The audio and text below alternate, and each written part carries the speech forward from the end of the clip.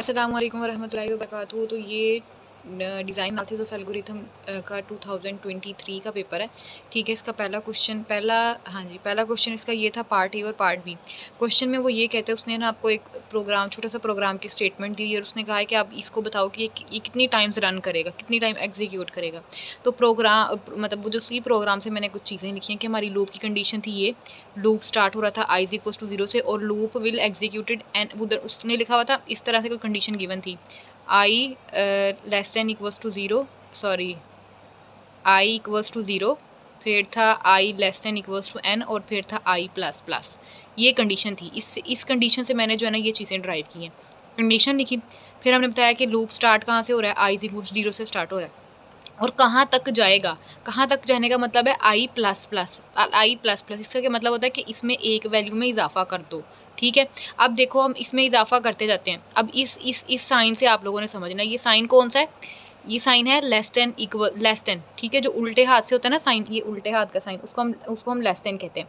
ठीक है, तो अब ये लेस देन का साइन है ना, तो अब देखो बढ़ कौन सी चीज़ रही है, ये हमारे पास एन बढ़ रहा है। इसकी तरफ ये फेस है ना, तो जिसकी तरफ फेस हो ना उसका मतलब है वो चीज़ बढ़ रही होती है, और जिसकी तरफ ये बंद हो ना उसका मतलब है कि वो कम है और ये क्या होगी, ज़्यादा होगी। तो इसलिए हमने क्या किया, आई एन प्लस 1 कर लिया, इसमें एक का इजाफा कर लिया। तो हमने बस यही कह देना है कि ये जो लूप है ना एग्जीक्यूट करेगा इतने टाइम्स दफ़ा। क्यों क्यों क्यों हमने इस तरह चूज़ किया, क्योंकि कंडीशन उसकी ये थी। क्योंकि कंडीशन क्या थी, ये वाला सिंबल था। अगर ये वाला होता तो हम कहते कि हाँ जी, जब तक आई इसमें कुछ और चेंजिंग कर देते हैं, n-1 कर देना था तब हमने। लेकिन अब क्या है कि क्या हो गया कि इसमें +1 आ गया। ठीक है, तो इसी सिंबल की वजह से हमने ये डाला। दूसरा पार्ट ये था, और दूसरा पार्ट था उसने कहा कि ना आप शायद कॉम्प्लेक्सिटी निकाल के दो, उसने ये आपको कहा। तो हमने क्या लिखा कि पहले तो हमने ये लिखा कि हमारे जो first loop execute n times होगा। ठीक है, p is incremented in each iteration. ये हमने उसी जो प्रोग्राम दिया हुआ ना, इसका भी प्रोग्राम दिया होगा, उसी से जो है ना ये ड्राइव करके चीज़ें लिखी हैं। So after first loop p will be equals to n. वो कहता है कि अब देखो पहले लूप में जब हमारी लूप स्टार्ट होगी तो हमारी जो लूप है वो एन टाइम्स चलेगी, हमें टाइम्स का नहीं पता। ठीक है, एन टाइम चलेगी। P is increment in each, मतलब पी में क्या हो रहा है, इजाफा हो रहा है। ठीक है, हर आइट्रेशन में। और फिर इतना इजाफा होगा पी में कि हमारी जो पी की वैल्यू हो जाएगी और जो एन की वैल्यू हो जाएगी वो क्या आ जाएगी, इक्वल आ जाएगी। सेकंड लूप में वो क्या कहता है, जब हम सेकंड लूप चलाते हैं, सेकंड आइट्रेशन चलाते हैं, एक तो एक दफ़ा आइट्रेशन होगी, एक चक्कर घूम लिया, दूसरी दफ़ा जब चक्कर शुरू किया, कहता है कि second loop execute p times with some incremented portion. कहता है वो सेकंड टाइम में बिल्कुल सेम यही प्रोसीजर होगा।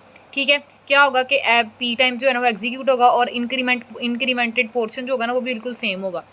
कहता है कि अब ना ये आपके क्वेश्चन में वो जो आपको गिवन है ना आप लोगों के पेपर में, वहाँ पे जे वाली कंडीशन भी दी हुई है।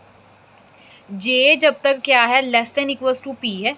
ठीक है, और कहता है अगर ये वाली कंडीशन आ जाती है ना, तो इससे क्या मतलब है कि J is multiply by 2 time in each iteration. ठीक है, अगर ये कहता है कि वो ये चीज़ आ जाती है ना, अगर पी बढ़ा आ जाता है जे से, तो इसका क्या मतलब है कि जे जो है वो मल्टीप्लाई होगा दो दफ़ा हर आइट्रेशन में 2 दफ़ा मल्टीप्लाई होगा।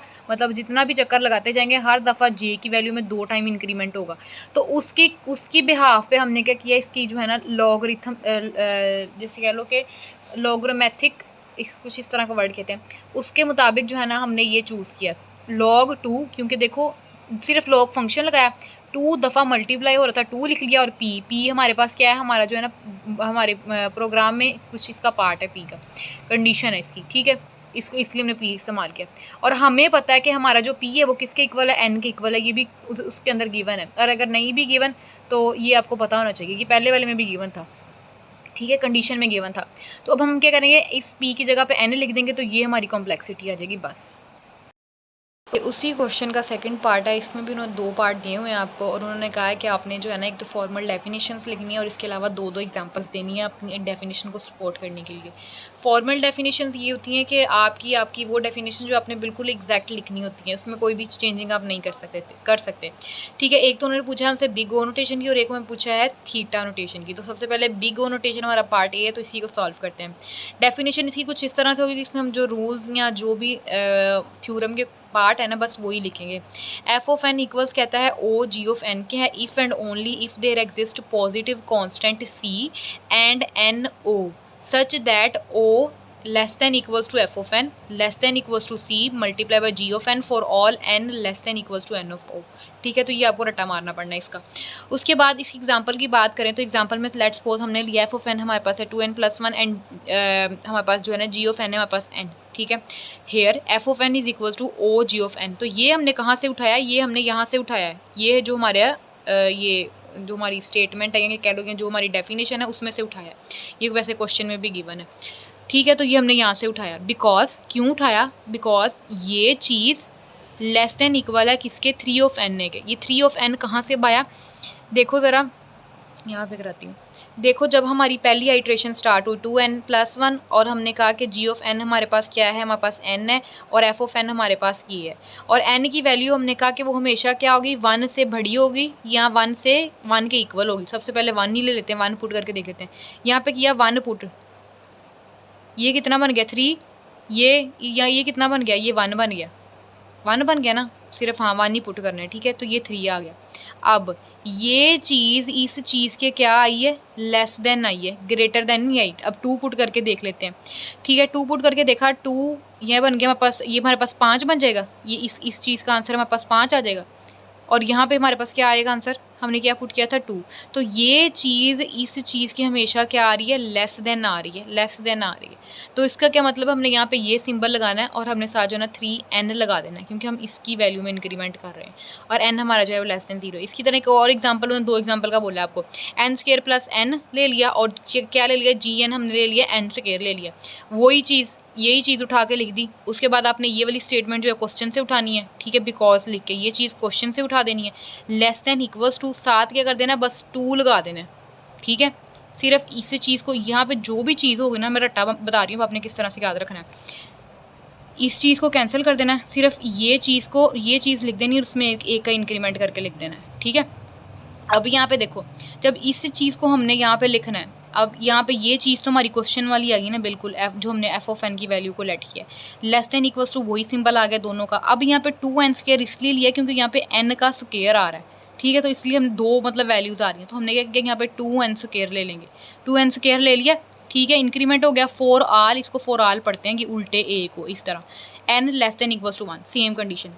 आगे पार्ट बी की तरफ आ जाए, थीटा नोटेशन उसने पूछा था। F of n is equals to theta, यहाँ पे पहले था ओ था ना, ओ, क्योंकि ये ओमेगा था, सॉरी बिग ओ नोटेशन था, ओमेगा नहीं था। ठीक है, तो यहाँ पे सिर्फ क्या आना, थीटा जाना। If and only if there exist a positive constant C1 C2 and NO such that, इसकी कंडीशन कुछ ज़्यादा लंबी है तो ये आपको रट्टा मार के तैयार करनी ही पड़नी है। ओके, इसी तरह एज इट इज़ आपने लिख देना। यहाँ पे ये C1 है, मैं पढ़ के सुना देती हूँ। Theta belongs to C1 multiply g of n less than equals to p of n। ठीक है, sorry f of n less than equals to C2 multiply by g of n for all n less than equals to n of o। ठीक है, example वही वाली उठाई है मैंने जो हमने ऊपर की, ताकि आप लोगों को याद करने में आसानी हो। ठीक है, ये चीज़ आपने कहाँ से लेनी है, ये आप अपने डेफिनेशन से उठानी है। बिकॉज आगे आपने क्या लिखना है, n less than equals to आपका ये वाला जो भी आपने लेट किया है वो आ जाएगा, less than equals to 3n, जो पहले भी हमने जो है ना किया था, for all n less than equals to 1 आ गया। n² ये वाली उठाई, ये वाला हमने जो है ना क्वेश्चन में जो था हमारे वो लिखा। बिकॉज के बाद क्या लिखना था, डायरेक्ट हमने क्या लिखना है, n² g ऑफ n की वैल्यू लिखनी है इधर पहले, क्योंकि ये देखो यहाँ पे वो g ऑफ n की वैल्यू पहले मांग रहा है। तो हमने यहाँ पे क्या लिखना है, g ऑफ n की वैल्यू यहाँ पे n थी तो n पहले आ गया, यहाँ पे n² है तो n² पहले आ गया, फिर लेस देन, फिर f ऑफ n आना है आपके पास इसी स्टेटमेंट के मुताबिक। इसको रट्टे मार लेना, सारा याद हो जाना है। पहले g ऑफ n की वैल्यू लिख देनी है, ये g ऑफ n की वैल्यू लिख दी, n आ गया।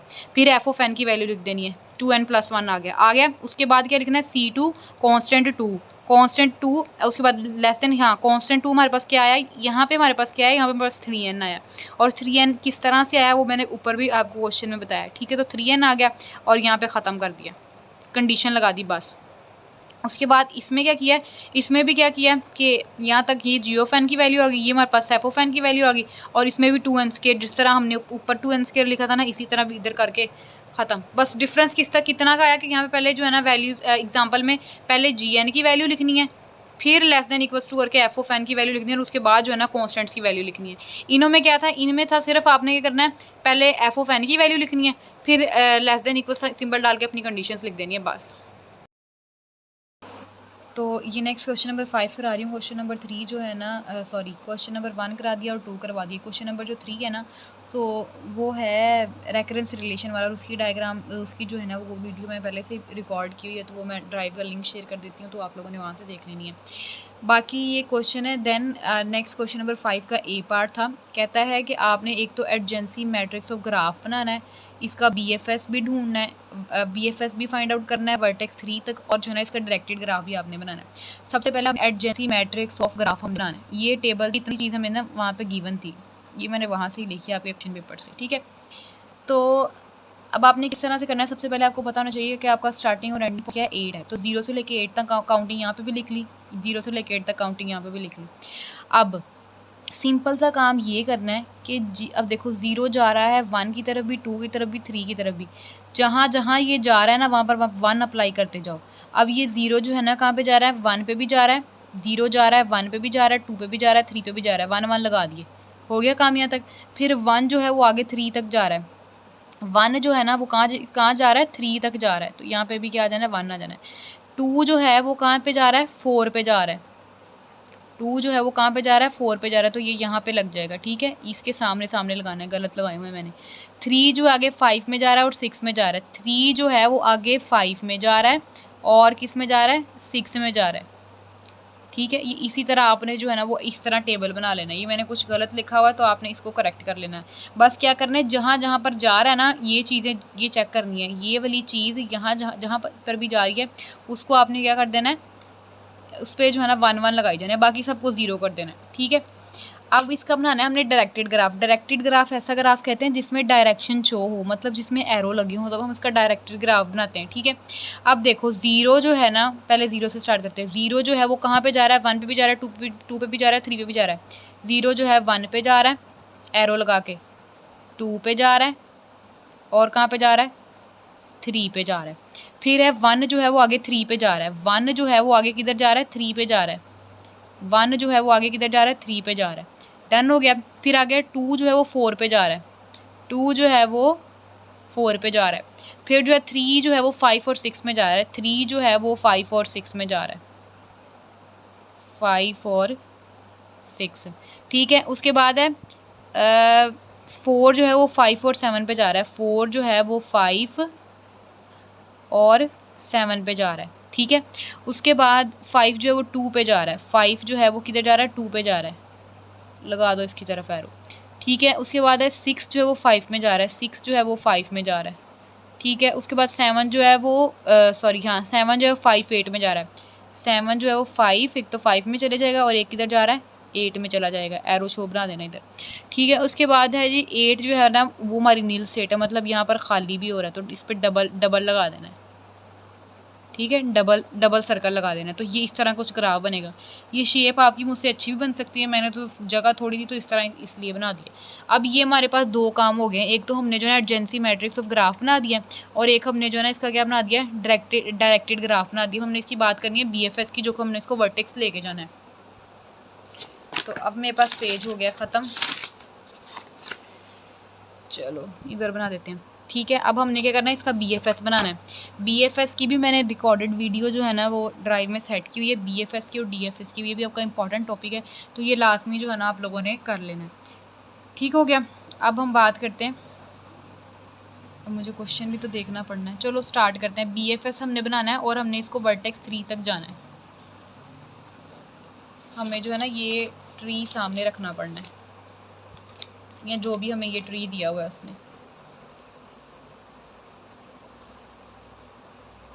ये ट्री जो ये हमने बनाया है ना, जो एक डायग्राम है, ये सामने रखनी पड़नी है, ठीक है। सबसे पहले क्या है, इसमें ना हम क्यू लेते हैं, BFS में क्यू, एस से स्टार्ट करते हैं, ठीक है। एस के बाद हम आए, सबसे पहले क्या डाल दो, सबसे पहले हमारे पास 0 आया अंदर, ठीक है, 0 आ गया अंदर। अब 0 को इधर वाली साइड से निकालते जाना है, इधर वाली साइड से निकालते जाना है, इधर वाली साइड से एंटर करते जाना है।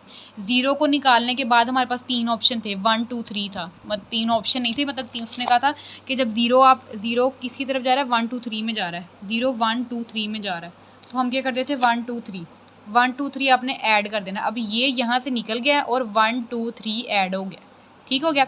अब आगे जो है ना वो एक एक करके आपने अंदर भेजना है एलिमेंट्स को, ठीक है। अब यहाँ से 1 क्या है, 1 निकल आया, यहाँ पे 0 निकल आया, 1 निकल आया। अब बचा 2 और 3। 1 को निकालने पर आपके पास क्या एंटर होगा? देखो 1 को निकालने पर, अब यहाँ से देखना है, 1 को निकाला ना, इसके साथ जितने भी कनेक्टेड चीज़ें ना उसको डाल देना है। सिर्फ 3 है, 1 किससे कनेक्टेड हो रहा है? सिर्फ 3 से, यहाँ पे भी लिखा हुआ है। तो 1 की जगह इसको काटेंगे तो यहाँ पे हम 3 डाल देंगे। 3 हमारे पास ऑलरेडी पड़ा हुआ है, डालना इस तरफ से, निकालना इस तरफ से है। 3 ऑलरेडी पड़ा हुआ है तो 3 को इसी तरह पड़ा रहने देंगे। ठीक है। नेक्स्ट स्टेप में हम क्या करेंगे, 2 को निकालेंगे, यहाँ से निकालना है। ठीक है, यहाँ स्टेप में 2 को निकाला, 2 इधर आ गया और यहाँ पे 3 रह गया। अब देखो 2 को निकालने पर, 2 को रिमूव करने पर आपके पास कोई ऐसी चीज़ है जो न्यू आ रही है? हाँ जी, हमारे पास 4 आ रहा है।